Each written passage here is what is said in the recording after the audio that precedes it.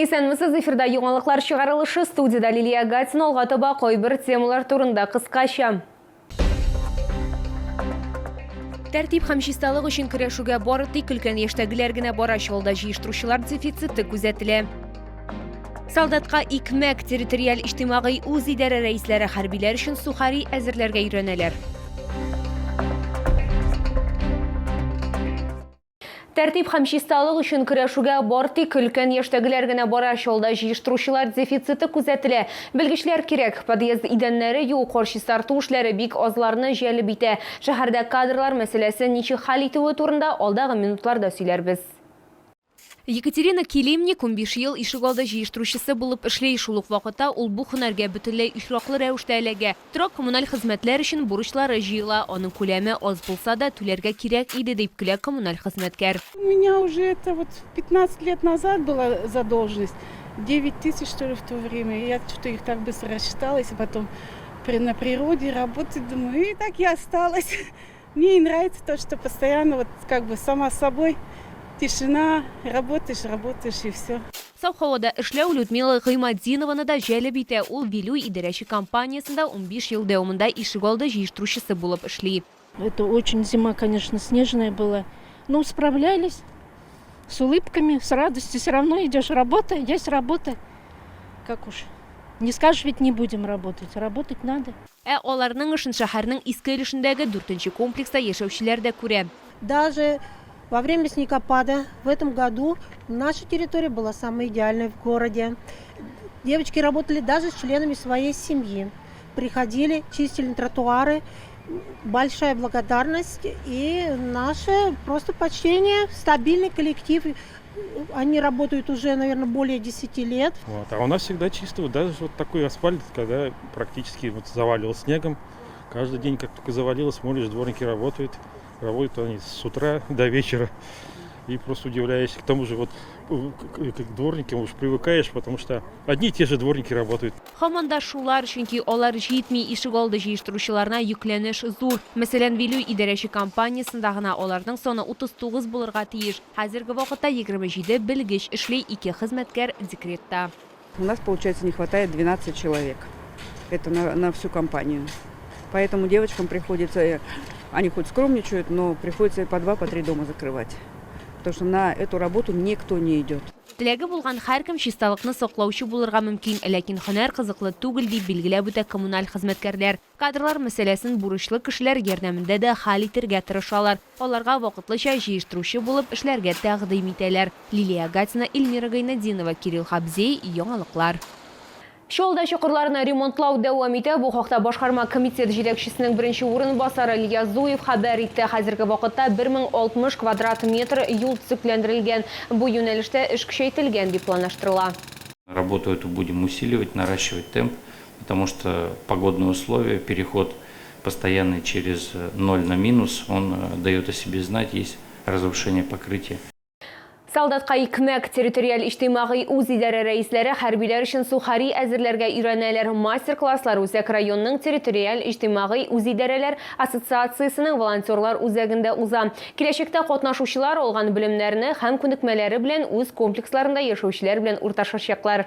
Шакмаклап киселгән ипиләргә волонтерлар үсемлек мае сиптерә, тәм өчен төрле тәмләткечләр өстиләр, ләкин моны еш эшләмиләр, чөнки хәрбиләрнең күбесе гади сухариларны өстен күрә. Завершающий этап – это сушка.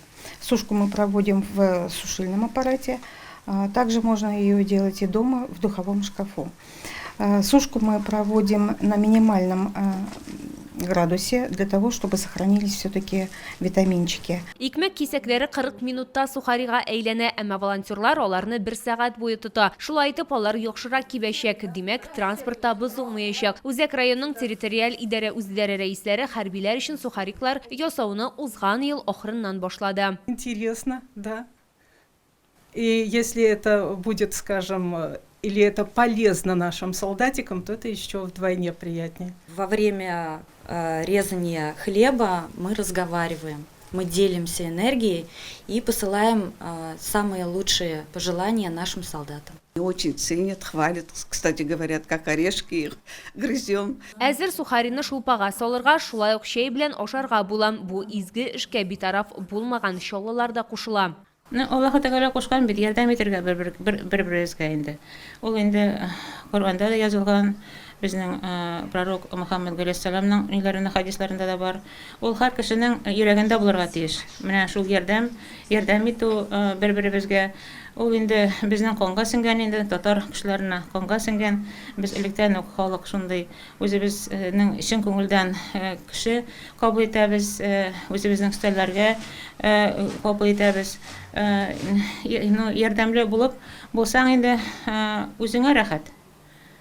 Үзеңнең неңә җаныңа рәхәт, йөрәгеңә рәхәт, үзеңне рәхәт итеп нитәсең, хис итәсең. Территориаль иҗтимагый үзләре ассоциациясе сугышчылар өчен 10 тартма сухари әзерләргә планлаштыра. Волонтерлар үзәгенә аларны бу атнада ук алып китәчәкләр. Лилия Гатина, Ләйсән Габдрашитова, Артем Колесов, Яңалыклар. Киләсе мәгълүмат ураза тотучылар игътибарына 28 мартта сәгать 2 сәгать 59 минутта тәмам булырга тиеш, авыз ачу 18 сәгать 2 минутта башлана.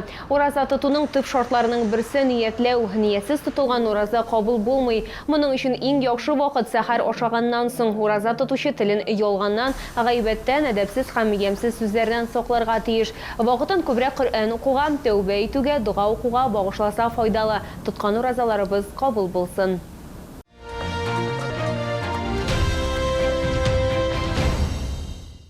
Йоршолыда Белоруссия Якимы сәүдә күргәзмәсе үз ишекләрен ачты. Хатын-кызлар һәм ир-атлар өчен модельләрнең яңа язгы коллекциясе барысын да сөендерәчәк. Табигый күннән аяк киемнәре Үзәкрәт сәүдә үзәге элеккеге балалар дөньясы бинасы адресы буенча урнашкан. Яңа язгы коллекцияның киң ассортименты һәм арзан бәяләр сатып алучыларны гаҗәпләндерәчәк. Табигый күннән эшләнгән сапоги, ботинкалар һәм ярым итекләр югары сыйфатлы булу аркасында сезне берничә сезон сөендерәчәк. По бокам с обеих сторон тут расположены две молнии для удобства при надевании и снятии в момент, если ноги оттекли в процессе ходьбы. Также посередине расположена шнуровка для подгонки под любой подъем ноги. Стелька имеет анатомические упоры по бокам для удержания стопы равновесия, чтобы ножки не болели. Бастырылган йомшак күн анатомик платформа уңайлы һәм җиңел аслык бу сыйфатлар аркасында аяк киеме буыннарга авырлык тудырмаячак. Сату күргәзмәдә теләсә кайсы сезонга аяк киеме алырга мөмкин. Ассортимент очень большой. В общем, понравилось. Очень удобная и легкая обувь. Широкая и подъем такой высокий. Это очень удобно. Белоруссия аяк киеме күргәзмәсен Муса Җәлил проспекты 55Б Үзәкрәт сәүдә үзәге элеккеге балалар дөньясы адресы буенча табарга мөмкин.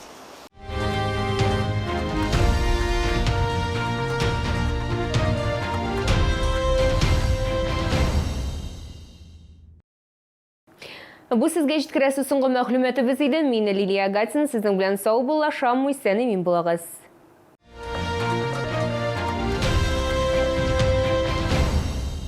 Интерьер классической мебели располагает к отдыху как никто другой. Сделайте себе подарок в салоне МИАС Мебель. Дом мебели, Московский, 161. Приглашаем на прием к врачу-офтальмологу из Чебоксарской клиники по всем заболеваниям глаз. Запись по телефону 32 27 22. В сеть столовых требуется повар, посудомойщик, посудомойщица, продавец на линию раздачи, кассир. Телефон 8 950 318 10 80.